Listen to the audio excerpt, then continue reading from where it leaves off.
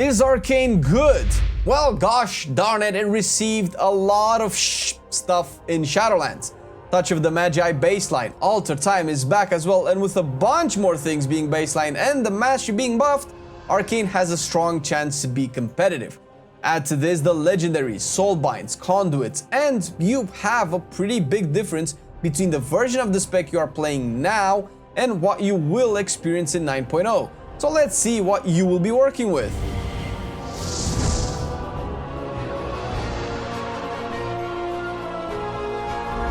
Well, you need to work with our stream, please, because segue. Also, twitch.tv/MarcelianOnline is where you will find us test and play a whole lot of specs and classes, be it BFA or Shadowlands. Doing dungeons and raids with viewers is only the cherry on top.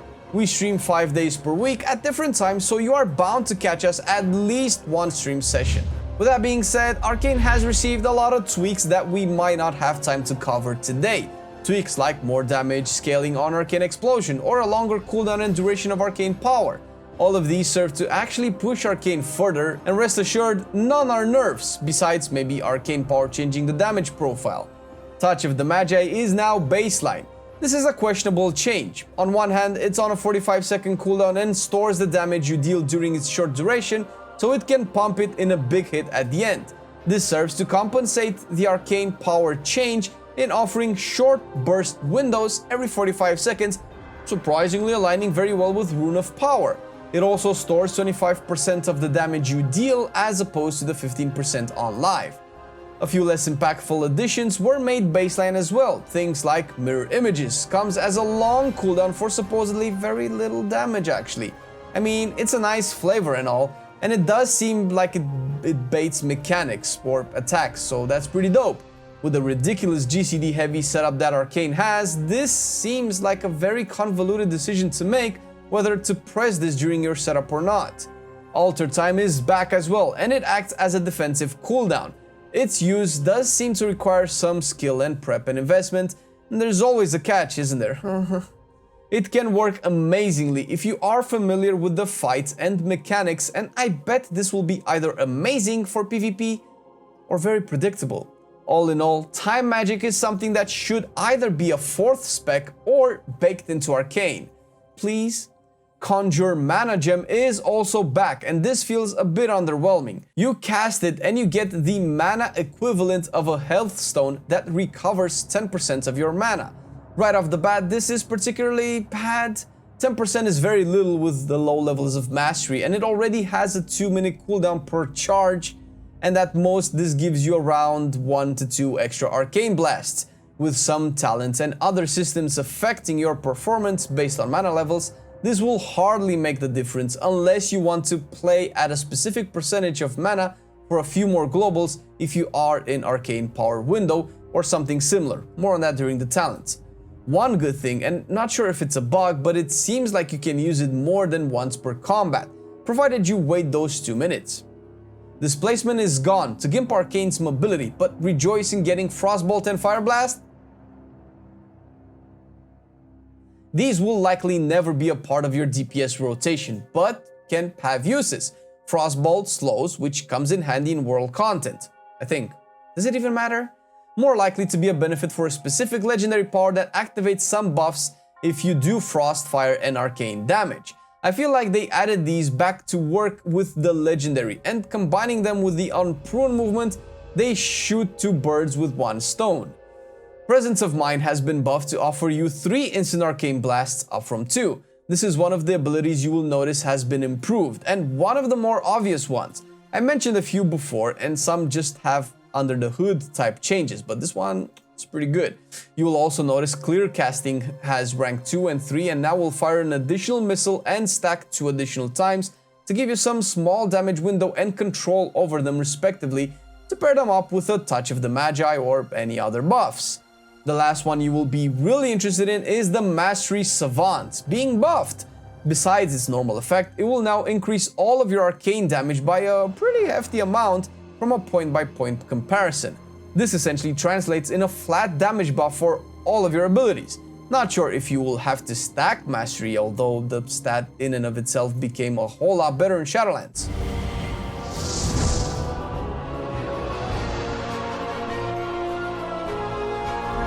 There are a lot of mixed feelings for the Covenant, and there are probably best and worst options at the moment. Either way, let's actually look at what options you have.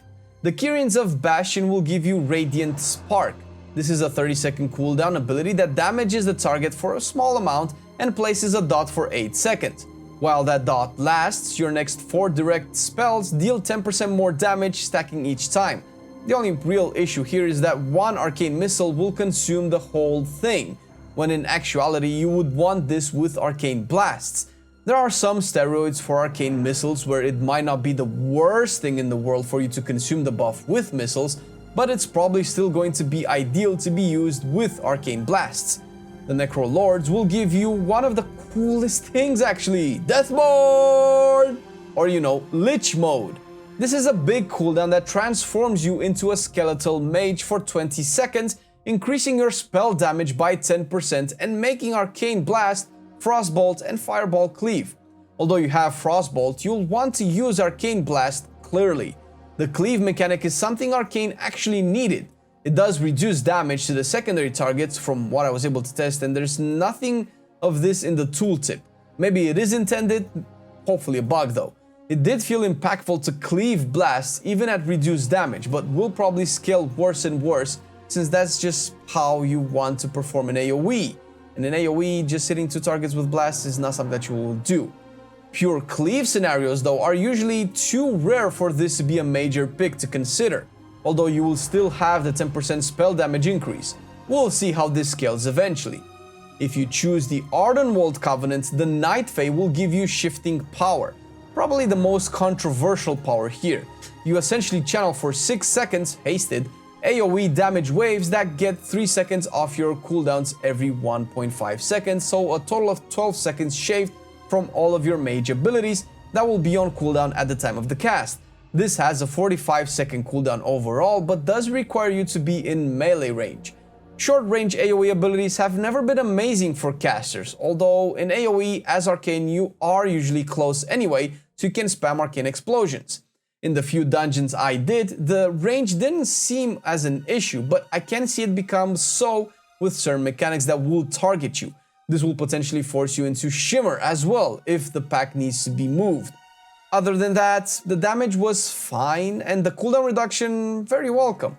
Lastly, Venthyr brings Mirror of Torment, which by all means and purposes looks like the best PvP ability in the world. What this does is debuff the target with 3 mirrors for 20 seconds. I say mirrors, but it's just a debuff. Every time the target casts, a mirror is consumed to damage the target and reduce their move speed and cast speed by 15%. The last mirror will deal significantly more damage, root, and silence the target. The minimal testing I was able to do showed that this will activate on hunter-like abilities such as Venomous Shot that archer-type DPS mobs seem to fire. It still limits the usage of this since will hardly ever be one mob that needs to be shut down that hard that will also cast back-to-back, and the scenario in which you get a lot of value of this every 1.5 minutes. Doesn't seem like a PvE ability at all.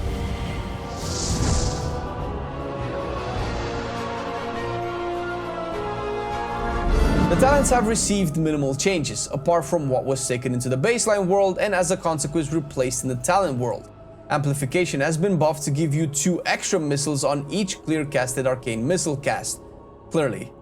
This buff goes hand in hand with the clear casting buff and serves to make the role more competitive, and casting arcane missiles is hella fun.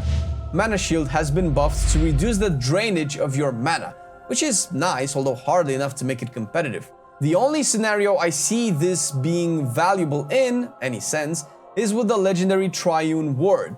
With this power you get all 3 barriers when you cast Prismatic Barrier, each at 40% effectiveness, which is still a lot of absorbs plus their individual effects. Couple this with the Mana Shield talent and you can spam this shit all day long for some really solid defensives. Shimmer has had its cooldown slightly increased, which with the disappearance of displacement hurts Arcane the most and might actually make Slipstream the default here. All in all, the intention is to make the role competitive, and with the right tools, it is competitive. Focus Magic replaced Mirror Images, which is an okayish change. Focus Magic buffs a friendly caster with 5% spell crit chance increase. When they crit with a spell, you will get 5% crit chance for 10 seconds as well. This is a cute buff that can make or break friendships, haha. But really, it will not stand a chance against Rune of Power, which now has the same cooldown shared with Touch of the Magi, to give you small bursts of damage every 45 seconds. It's hard to pass. To replace said Touch of the Magi, you will have Enlightened. That will change your mana game. Above 70% mana, your arcane damage is increased by 8%, likely to be buffed I imagine, and below 70%, your mana regen is increased by 20%. Malone has wrote an interesting article going more in depth as to what this change could mean and how it could make certain mana-oriented talents clunky when paired up. Link will be down below, so you can check it after you watch our shit first.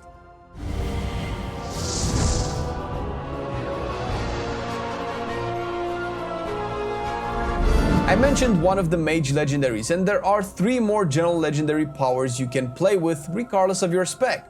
For this video, we will look at what is arcane specific. Arcane Bombardment is the Arcane Pressure Azerite trait. Barrage deals 40% more damage to targets below 35% health. The trait itself has rarely seen play in raids or single target scenarios where you would think execute damage would shine. Maybe in Shadowlands, coupled with other buffs, this can see some play. Arcane Harmony is my personal favorite, and this essentially is the Chord of Infinity legendary power from Legion. It will boost your missile damage by 10%, and each time you hit an enemy with a missile, Arcane Barrage gets a 2% damage increase. I haven't tested how high this can stack, but haven't noticed the cap anyway. In an ideal scenario, you would cast Barrage sooner before you get to cap anyway. But if this will make it worth it for you to save up on casting Barrage, then we might see some play. The overall effect is stronger with the buffs it clears casting as well. Another Azerite trait made its way into a legendary power, and we are talking Siphon Storm, or the Brainstorm of BFA. Channeling Evocation will grant you a 2% intellect buff that stacks 6 times if you finish the cast. You never really want to finish an evocation, in that the mana it returns is way more than you need, so its usefulness is debatable. Personally, I never really used the Azerite trait either, so at least the buff lasts for 30 seconds, so that is something.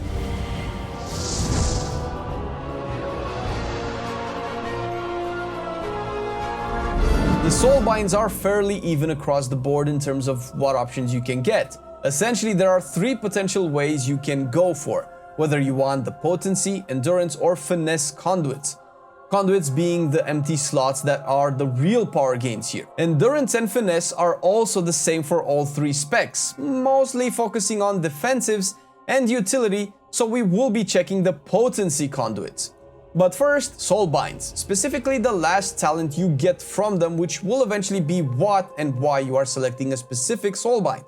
From Kyrian, you have Combat Meditation in Pelagos' Tree, which gives you 5% mastery for 20 seconds and expels shadows that increase the duration of the buff when you walk through it, when you use your Covenant ability. You saw the mastery change we talked about earlier, so this could end up being something to consider, although not likely.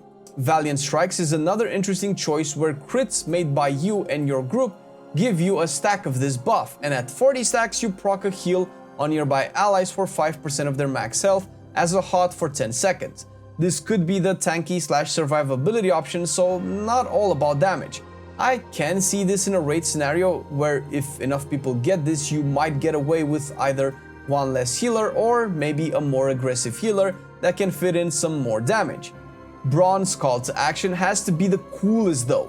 After casting 120 spells, you summon Brawn, a big golem/robot dude that smashes your enemy.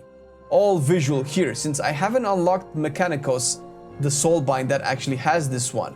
Depending on the damage, this could either be a more competitive option or out in the world doing world quest kind of thing.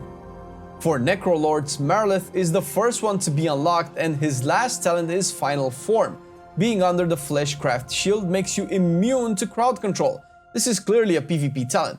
I mean, you could use it for PvE, although it doesn't contribute to your damage, outside a scenario where the shield would help you soak one of those type of mechanics that could stun you for 30 seconds or something. Emily has Runescribed Bone.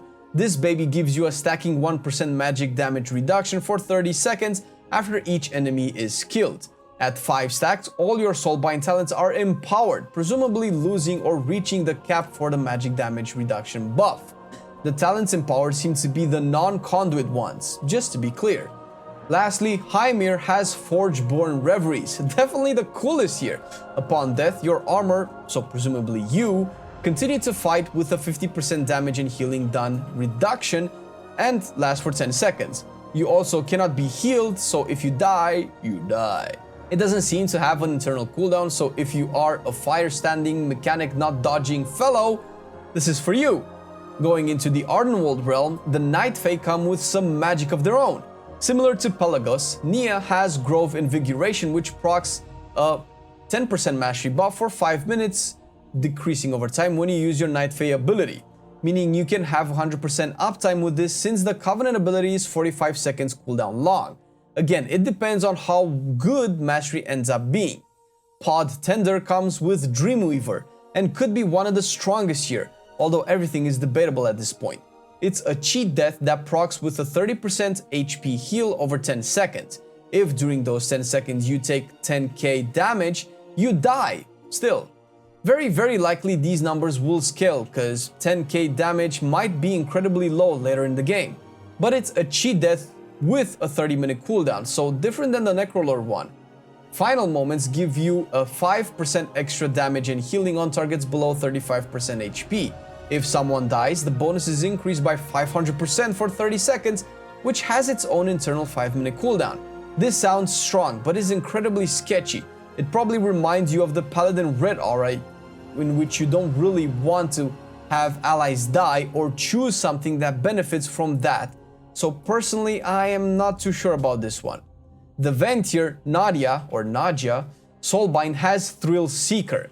Whenever you are in combat, you get 2 stacks, and 4 if you kill an enemy. At 40 stacks, you gain 20% supposed haste? Says it speeds everything you do, 20% cast speed, 20% attack speed, or just haste, and it's pretty huge. Well, haste would be huge, so it's likely not haste, but cast speed and attack speed, so still pretty swole. Call to Action comes from General Draven, and procs upon activating your Mirror of Torment, giving you 10% versatility and 4% to up to 4 nearby allies for 10 seconds. The viability of your class Covenant skill aside, this buff is pretty significant. In a vacuum, chances are it won't be ideal for you outside PvP. Although versatility is great and maybe it could be a good late game option, Draven is more tanky focused in terms of Soulbind options and fewer on the offensive side. So Theotar, currently under construction.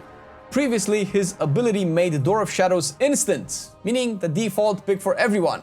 But it has been removed to be replaced with a future talent that gives you your Door of Shadows a second charge instead. A much more balanced option that clearly focuses on providing mobility to those actually benefiting from it. And finally, we can check the 4 conduits for Arcane, the potency/offensive ones. Arcane Prodigy makes your arcane missiles reduce the cooldown of arcane power by 0.1 seconds. It looks pretty obvious, and so far from my testing, I am almost 100% sure that the cooldown reduction applies per missile fired. You saw multiple times before the increase in arcane missiles fired through different means, and this could offset the cooldown of arcane power to a decent degree. It will also desync it with Rune of Power and Touch of Magi, so Artifice of the Archmage is a more simple one where Arcane Barrage has a 10% chance to grant 2 arcane charges. Not much to say here. Can definitely have uses in AoE, although I am hard pressed to find a good reason as to why this would replace any of the other options in single target. Nether Precision makes it so consuming clear casting buffs empower the next 2 arcane blasts with 10% extra damage. This one is strong, but seems to be a bit clunky based on your RNG. If clear casting would not have stacked at all, you would find yourself either wasting the proc or the buff to arcane blasts. And it actually still happened once or twice for me. Magi's brand buffs Touch of the Magi to accumulate 5% more damage. Nothing extravagant, but this and the others as well are all the rank 1 versions of the conduits. Recent data mines tell of potential 15 ranks that will scale the power of these. How much, you ask? Well, no data for mage outside the utility conduit that reduces your counter spell upon successfully interrupting a cast by 1 second up to 8 total seconds. 8 seconds is a lot.